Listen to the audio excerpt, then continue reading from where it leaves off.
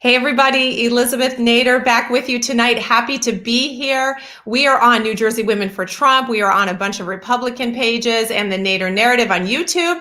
So tonight we have an excellent half an hour for you. I want to welcome author and lawyer and political activist and advocate for changing the GOP, Dan Schultz. Dan, welcome to New Jersey Women for Trump. Thanks for having me, Elizabeth. I really appreciate the time. Well, I'm excited to have you. I actually discovered your book a while ago, and then I saw you on Steve Bannon, and I said, I got to get this guy to the state of New Jersey. Dan is in Arizona, everybody, and he has a book that he wrote in 2017, which frankly was needed then, Dan, but was really kind of prophetic. And so we're going to talk about that tonight and talk about why people in New Jersey need to pay attention to that. So Dan, tell us a little bit about your background, though. You're a lawyer, you're a veteran. Tell everybody what you're all about. I grew up in a little town in Wisconsin, to the Mississippi River in Buffalo County, and I went to public school. And I learned about everything that's in my book in seventh grade civics. And so I had the good fortune of going to Badger Boys State between junior and senior year in high school. And then I decided to do a civics experiment and see if I could get into one of the military academies. And so I applied to West Point, and lo and behold, with no political connections whatsoever, I got an appointment. So off to West Point I went, and then I went into the Army. I luckily became a counterintelligence officer in the Army. I then also was trained to be a human intelligence case officer. I did that for a while. That was a lot of fun. I stayed in the reserves up through 94, but I got out in 1983 to go to law school, and at the University of Wisconsin. I took a leave of absence, though, because I was offered a job to go back to DC and be what they call a beltway bandit, doing computer security for a couple of companies that had defense contracts. I knew a little bit about computer security at that time. So I went back, finished, and then I moved out to Los Angeles, and I practiced at some big firms in Los Angeles.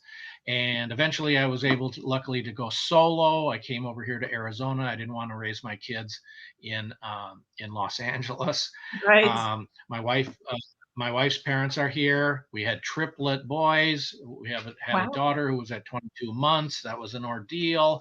They're all grown up now. One's autistic, but the other three, they're kind of normal.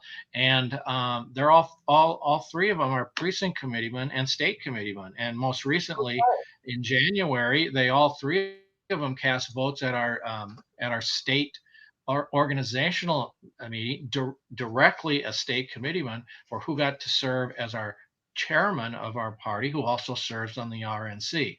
So I've taught them all of this. Stop there for a second. I want to teach everybody. Yes, exactly. Stop there for a second, because you're in Arizona and you're using the word precinct committee or precinct man, precinct woman. And in New Jersey, we tend to call it county committee. But this is the brilliance of why you're here. So guys, I want you to know that's his background. That's who Dan is. He wrote this book. It's on Amazon. And it's got a long title, but it's important. It is called How to Get into the Real Ball Game of Politics, where you help President Donald J. Trump make America great again. Now, Dan, you wrote this in 2017. The book is, in its simplest form, is just brilliant. It basically says the way to change everything, the way to change the GOP, the way to make America great is for each of us to get involved in the basic level of the party. And in New Jersey, we call that county committee. And you have done this.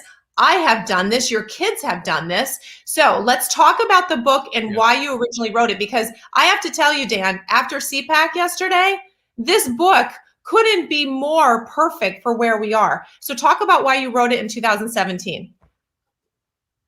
The reason I wrote it is I was, I had a blog. I've been writing for years and years and years, since 2009 at redstate.com as Cold Warrior, anonymously.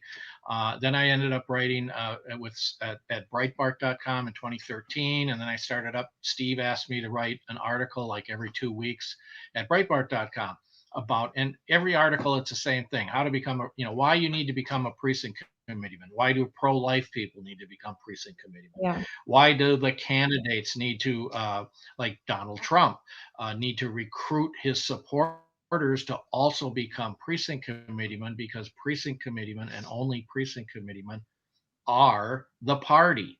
Yeah. They're the backbone of the party. And if you fill up a majority of the slots on any given committee, then and they're all conservatives. Now conservatives are in control rather than somebody else.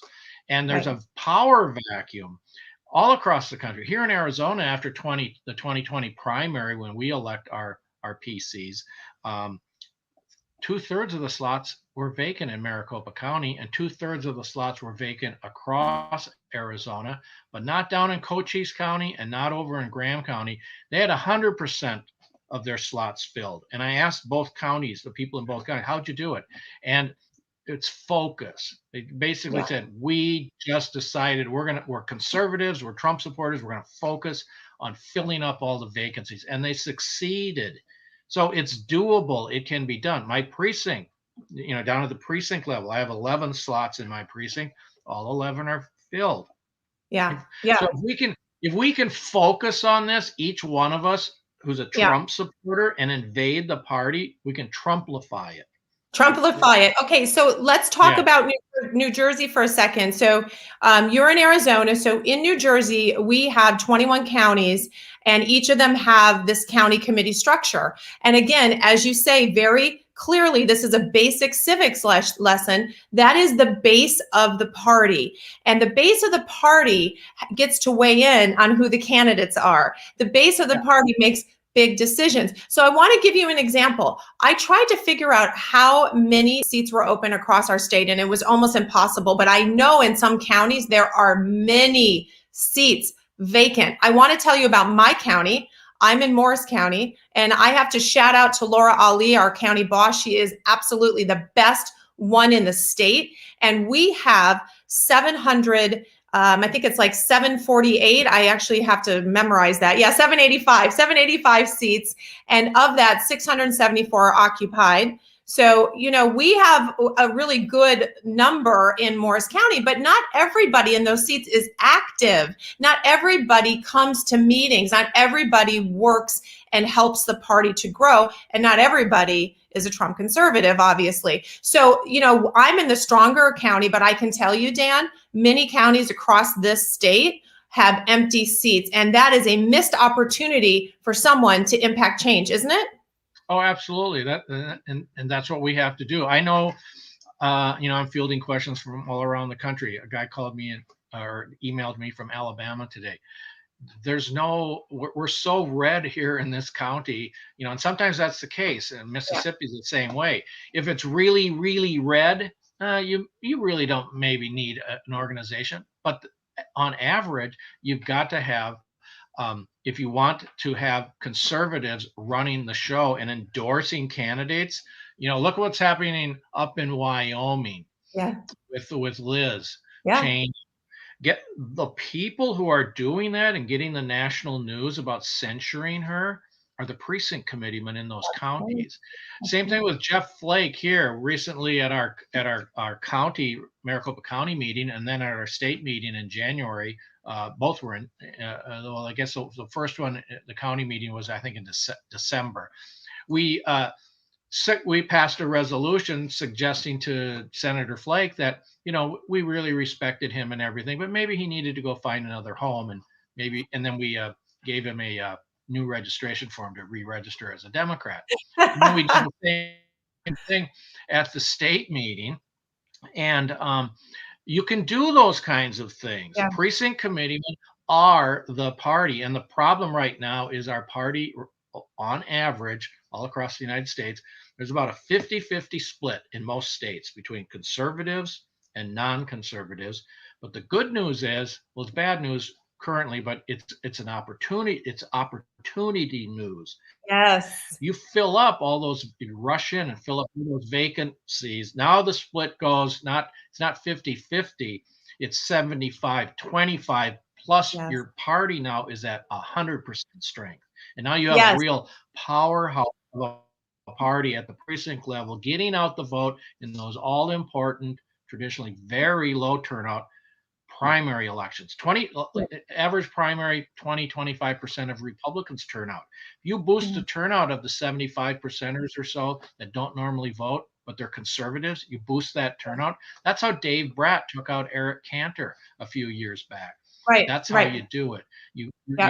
But you got to have the warm bodies spending just a few hours. I don't ask the precinct committeeman in my precinct for any more than 3 hours in the primary, if they're so inclined, if there's Yeah. a contest, a primary contest, and 3 hours in the general to boost turnout. And we've gotten, like in the last election cycle, close to 90% of Republicans went to the polls for the Republican candidates in my precinct. That's among the highest. And it just took 3 hours of our time each. Right, right. So this is the opportunity here is huge. And just coming off of CPAC and really in a state that's so blue, Dan, that people often say, what can I do? I'm so frustrated. They're frustrated with the Democrats being in control, but they're also frustrated with the rhinos that never seem to get us anywhere. And so we have been beating this drum, and finding you was like nirvana, because this is what we've been saying is, listen, join county committee. It's not that hard. You run for the position, you get 10 signatures, in some cases less, and you get involved to the degree that you can, but you get exposure to candidates. You get exposure, you get to vote on whether or not they get the line in many cases in the primary. You get to know your neighbors, you get to represent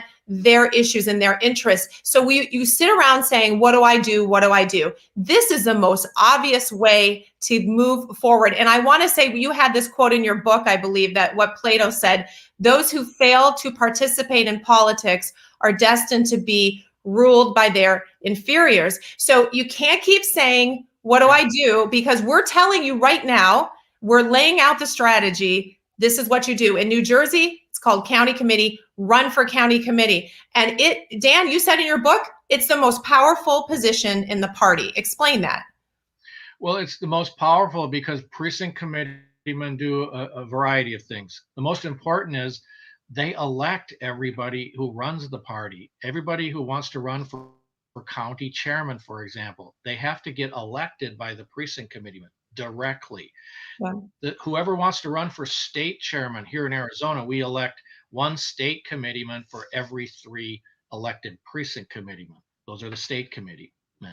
And so if you've got a majority in the precinct committeeman ranks, it's likely that a majority of the state committeemen are going to be conservative. And then when you've got candidates vying for that state chairman role, state chairman serves 2 years on the RNC. I think with rare exceptions, it's a 2-year term, according to the rules of the Republican Party. It's those state committeemen who make that decision. And here in Arizona, our state chairman has another duty by statute. That person, only that person, selects our electoral college members. Okay. So you're impacting that decision too, at least here in Arizona.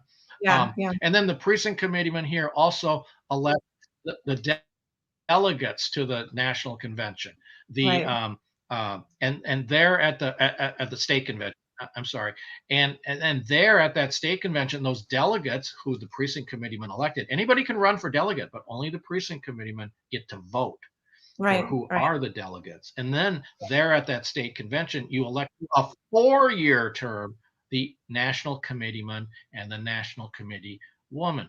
If the majority of the precinct committeemen in our state are conservatives, it's likely the delegates will be conservatives and the national committeeman and the national committee woman will be conservatives.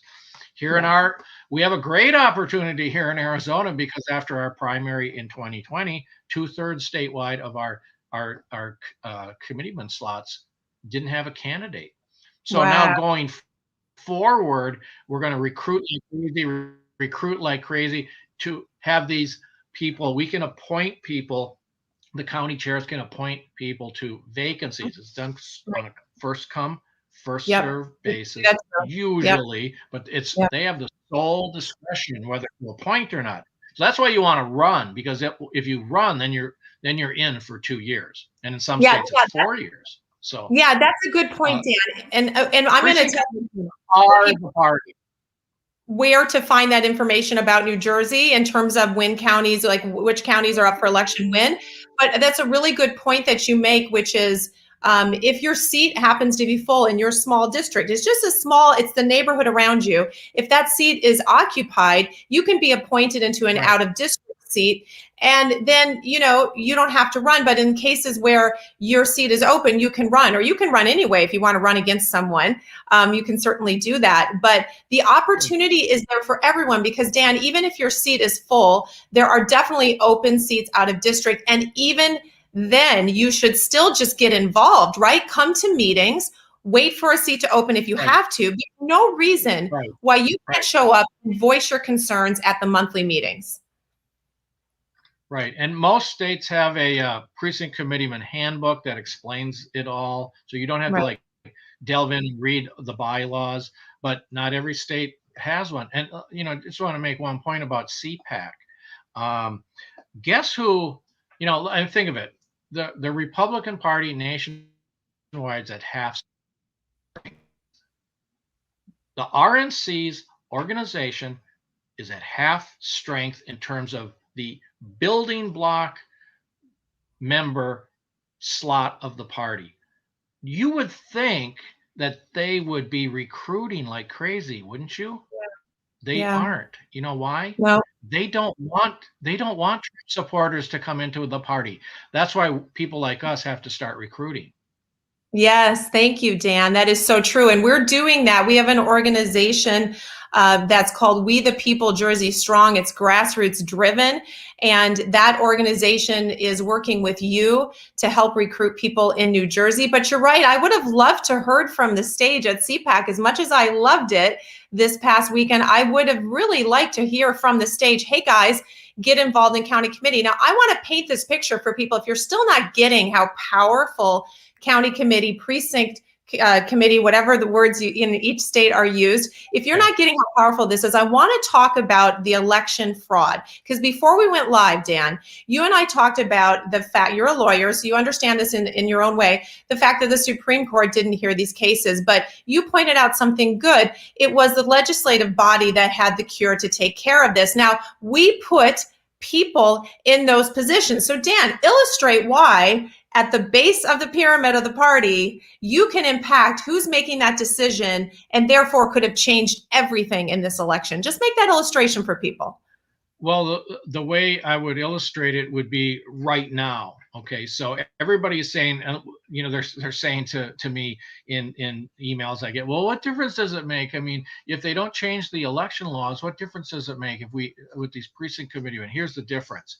If we can get the state legislators to see that the MAGA people are invading the party right now in great numbers and boosting the number of MAGA people in these precinct committeeman slots right now as quickly as possible, they're going to get the message that, okay, none of them are safe come the next primary election, because that's the most important election for them. They're in gerrymandered districts, and if there's a conservative challenger, and you can, like I said, 80% usually don't vote in the primary.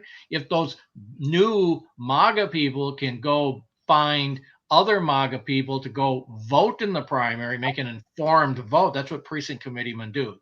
They go drop flyers off at doors. They make phone calls to the voters. Again, I never asked for more than 3 hours. When all the slots are filled, it only takes about 3 hours to call those lower information, lower propensity voters, because you'll get from the party a walking and call sheet that will tell you which, and you can sort it. Just like tell it, just give me the lower information, lower propensity voters, the ones who vote 50% or less, And that's about 40% of the voters. So Yeah. you're making maybe 35 phone calls and then taking flyers to those houses. You boost turnout. I've done this. In 2016, I did this for a guy here in my legislative district. We took out a sitting rhino stealthily by boosting the vote with precinct committeemen, getting the lower information, lower propensity voters to see that there was a conservative alternative to this rhino, and we beat him Yeah. 53-47. We can do Right. that all across the country, and we can do it easily if we have more bodies. And that's why and then we also changed the party too. Next round of elections inside the party, elect better county chairs, elect better state chairs, etc.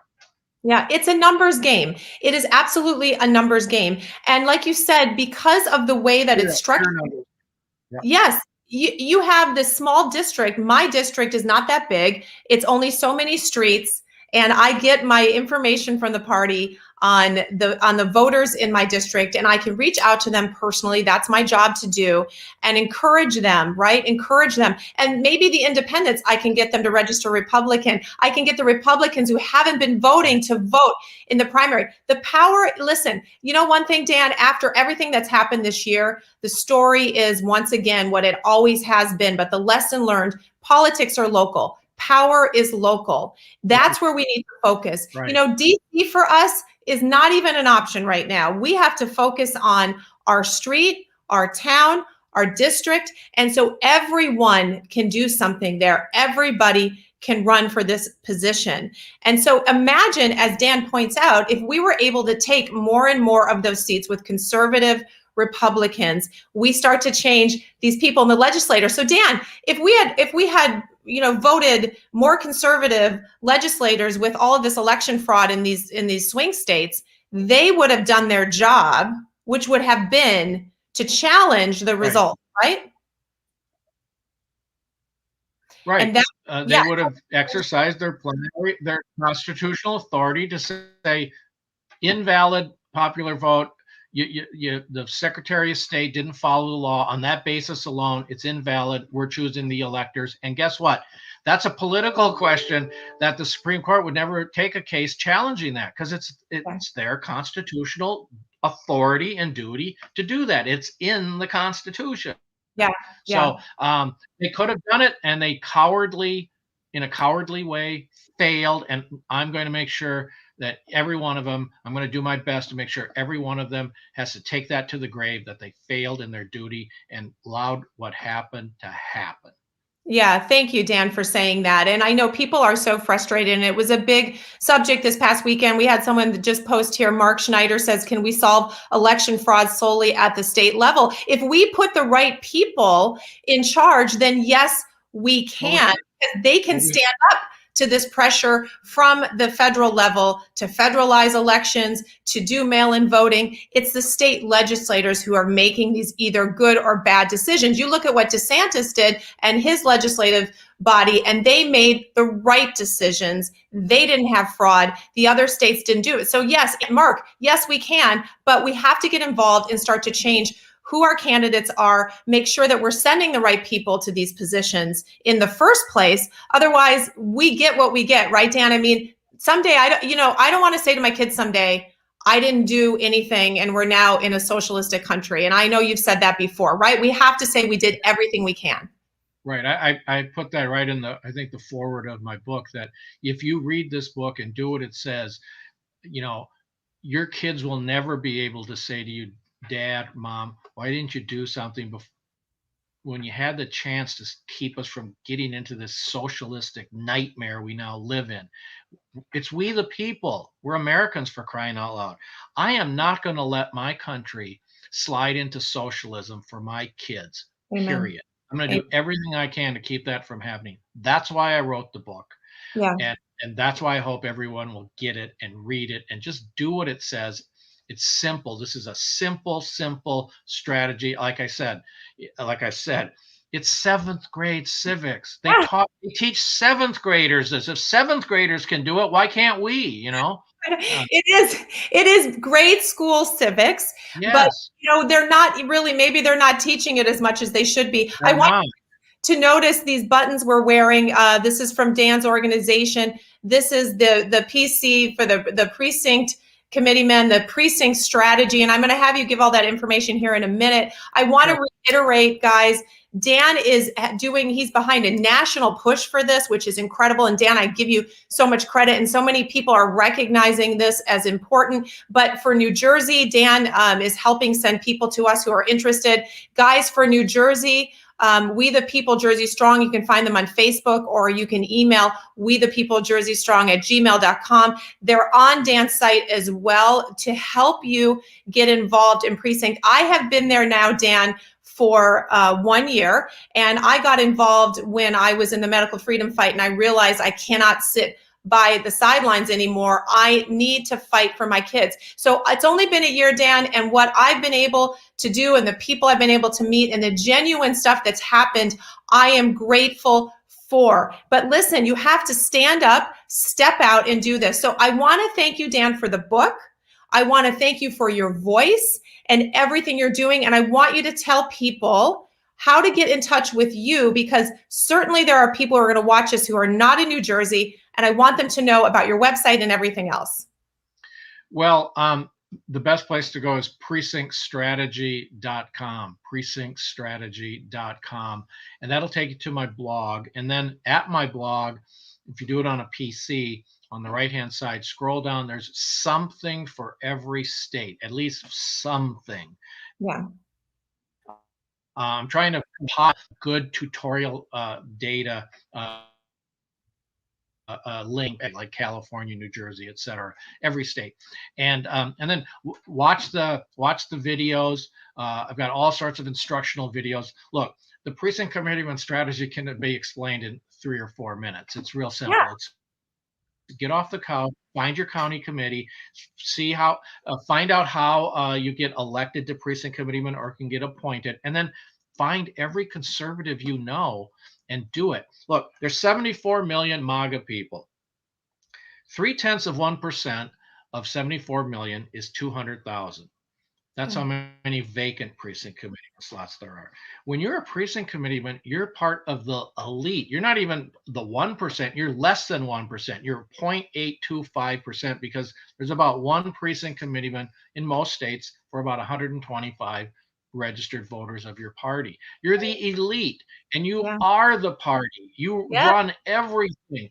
And that's why I want for you to become a precinct committeeman and take back your country with me for my kids and for your kids and everybody else's kids. Dan, it's just such an important message. I am so glad that we connected with you and our group connected with you. And this is, as you have said before, this is truly the We the People way to go. It's there for us. It's on us to take advantage of it, to bring our great ideas, our great policies, our influence, our energy, and our desire to save our republic. As Ben Franklin said when he walked out of the signing and they said something like, what do we have, a monarchy or republic? And he said, you have a republic if you can keep it. So Dan, you're helping us keep it. You're inspiring people. We thank you. Thanks for locking arms with us in New Jersey. We'll have you on again, but keep working hard, Dan. We're going to change this party one precinct committee seat at a time. Absolutely. Let's do it. We've All right. to. This is awesome. Thank you so much for being with us. And guys, we will see you next week for another interview. Have a great week, and check out We the People Jersey Strong or Dan's website. We'll put all the information below. Dan, have a great night. You too. Thank you.